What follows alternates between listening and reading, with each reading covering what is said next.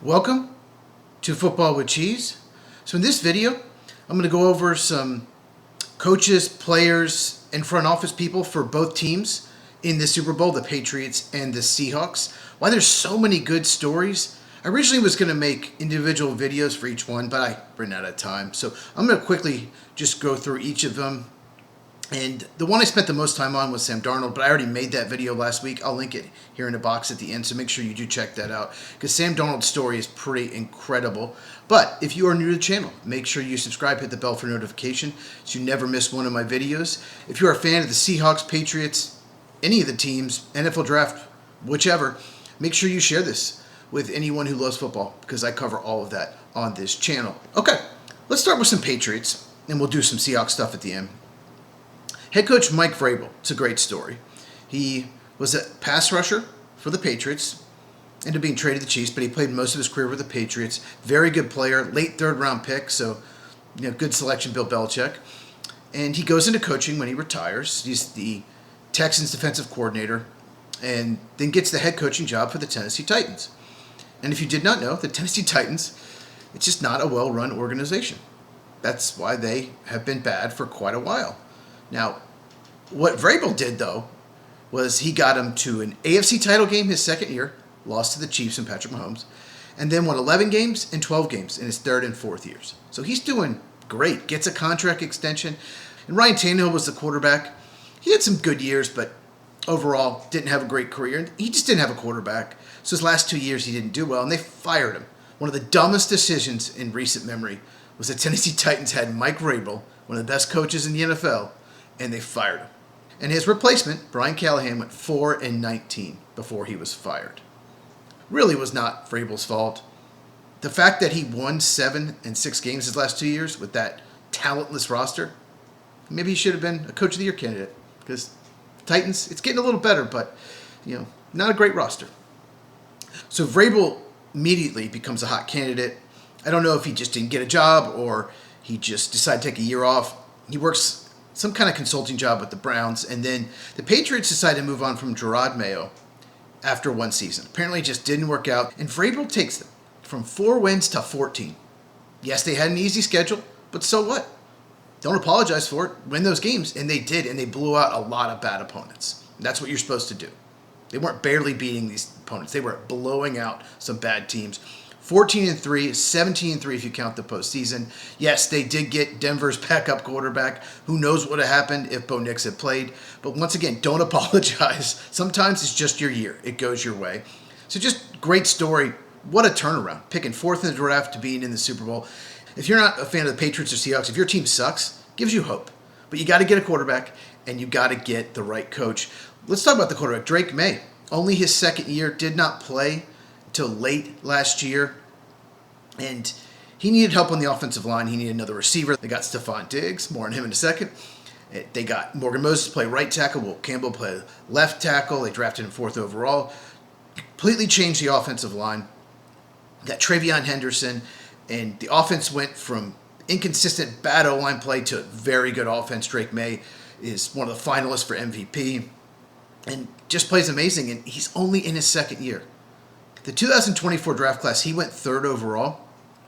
Caleb Williams went 1st, then Jaden Daniels. Going into the college year, it was between Caleb Williams and Drake May, who will be the first pick. And then Drake May isn't as consistent. He lost a lot on that North Carolina team, so he didn't play as well. Kind of remind me of Jordan Love, where he lost a lot of his offense, and he wasn't as good. So because of that inconsistency, Caleb Williams goes 1st. Jaden Daniels had the breakout year for LSU, goes 2nd, and Drake May goes 3rd. And what a pick for the Patriots. They actually took calls. They wanted to see if someone would blow them away, but I don't think Elliott Wolf was ever going to trade him. But incredible story, only your second year league and you are in a Super Bowl. I just mentioned Elliott Wolf. He's basically in charge of the front office. If you did not know who he is the son of legendary Packers general manager Ron Wolf, who built the Packers teams in the 90s, won the Super Bowl, signed Reggie White, traded for Brett Favre, all of that. And he worked in the Packers front office. That's going to be a theme when I talk about John Schneider. He worked there, and he was probably the favorite when Ted Thompson stepped down. Ted Thompson was terrific general manager. I think even better than Ron Wolf. And Elliott Wolf was probably the favorite. and Brian Gutekunst was the other one. That's the current Packer GM. It was probably between those two. And the reason I think Gutekunst got the job over Wolf is he had a little bit more scouting background. Wolf was more in charge of player personnel, which is the current roster or free agents. And the Packers have always hired a GM with scouting background, like Ted Thompson, like Ron Wolf. So I think that's why he didn't get the job. It sucks for the Packers because Gutekunst has not done a good job since 2020. So, yes, a lot of Green Bay ties when I talk about Schneider. But Elliott Wolf was assistant GM with the Browns, and then basically he was Bill Belichick's scouting guy, and then Bill Belichick stepped down, and he's run the Patriots, and he had such a great draft, such a great free agency, and completely turned this team around. They went from being one of the worst rosters in the NFL 3 years ago to top 10, maybe top 5 roster. That's how good a job he has done turning this around. So another great story for Elliott Wolf. Let's talk about John Schneider. I just mentioned him. He's the general manager of the Seahawks. Once again, Green Bay Packer background. He was actually born in Green Bay. Grew up a Packer fan. He was Ted Thompson's right-hand man, and he gets the job with the Seahawks in 2010 and gets off to an amazing start. In fact, he was probably the best drafting GM for the first 3 or 4 years with the Seahawks. Wins a championship. Should have won 2, should have won back-to-back, but Pete Carroll was your head coach. I'm sure Seahawks fans aren't too happy with Pete Carroll for that game. They had the ball on the 1 with 40 seconds to go with Marshawn Lynch and threw it. And Russell Wilson threw an interception. Just awful if you did not know.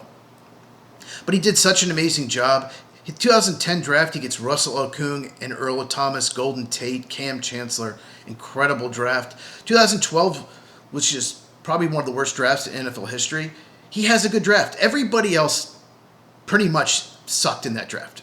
Almost no team had a good draft, but he gets Bobby Wagner and Russell Wilson. Just tremendous picks. Russell Wilson in the 3rd round. And then it kind of starts going downhill.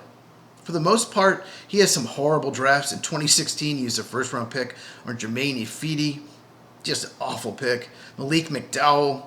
Rashad Penny, which was a shocker. They didn't need a running back, and he was always hurt in college. L.J. Collier was a 1st-round pick. So I am shocked that Schneider did not get fired. I mean, he did draft DK Metcalf. He drafted Tyler Lockett. I mean, he had some good picks in there. But most owners would not have the patience to keep him. And then something clicked again in 2022, and the Seahawks have been one of the best drafting teams since. I wouldn't say they're the best. I don't think they've done better than maybe the Eagles in that stretch. But 2022, Charles Cross, Bowie Mafe, Kennard Walker, Abraham Lucas, all starters. Tariq Woolen, Bo Melton, who's on the Packers, but great pick in the 7th round. 2023, this is the big one. He had 2 first-round picks, Devon Witherspoon and Jackson Smith-Njigba.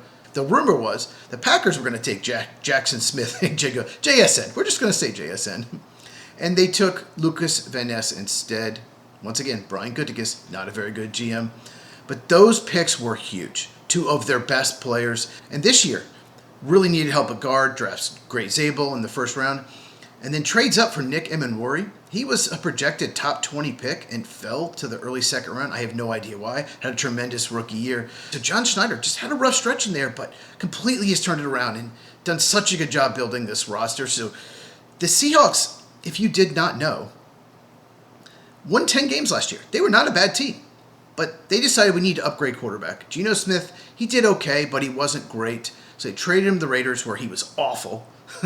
So I don't know what happened to Geno. He went from being, maybe slightly above average to being terrible. And they signed Sam Darnold. And it was a risk. And once again, check out my video about him. It'll be in the box at the end. But that was such a good move to get a 3rd-round pick for Geno Smith and to sign Sam Darnold. It was a risk because Darnold collapsed at the end of the year. But boy, has it paid off because Darnold has been tremendous in the postseason. So just so many good stories. And I got to mention Stephon Diggs. He's a great story as well because he has 4 kids from 4 different women in 2025. So there you go. I do think the Patriots, as good a season he's had, I think they're going to move on from him. He has been accused of something really bad. He's been traded twice. Somebody that good should not be traded twice, and there's a reason. But they signed him the offseason. They really needed number 1 receiver, and it has worked out, at least on the field. But expect him to be released in the offseason, and maybe in the draft and free agency they go after a number 1 receiver. So let me know, what's your favorite story? Is it Mike Vrabel? Is it one of the quarterbacks? Is it one of the GMs running the front office? I haven't even mentioned Mike McDonald. Both these coaches are finalists for Coach of the Year. But Mike McDonald's done a tremendous job. Won 10 games in 14 his first 2 years. And since he left Baltimore, where he was defensive coordinator, their defense has collapsed. So both these coaches are fairly new. So yeah, that word continuity, keeping your coach for a while, maybe things get stale. Maybe sometimes it's good to make a change. So let me know in the comments, what is your favorite story of this Super Bowl? If you enjoyed this, give me a thumbs up. Really helps out the channel. Once again, share this with anyone who loves football as we continue to grow football with cheese. Lights Out Podcast tonight, me and Mike, where we talk baseball, college football, and NFL. We're going to do a special tomorrow night at 8 Eastern, 5 Pacific, the normal time, just a Super Bowl preview only. We're going to talk maybe 45 minutes to an hour. We're going to break down the key matchups. We're going to talk more about the coaches and general managers and the players, of course. And we'll do a prediction at the end. So link for both of those in the description. Make sure you check it out. Once again, check out this video of Sam Darnold, and I'll see you in the next one.